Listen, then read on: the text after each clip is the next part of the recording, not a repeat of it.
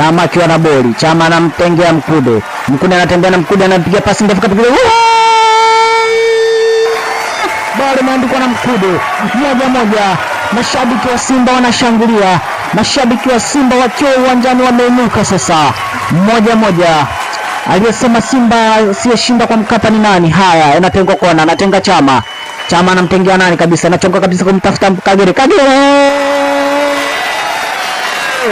Dakika kipindi cha kwanza, dakika 45 zikiwa zimesalia dakika 2 kipindi cha kwanza kuisha.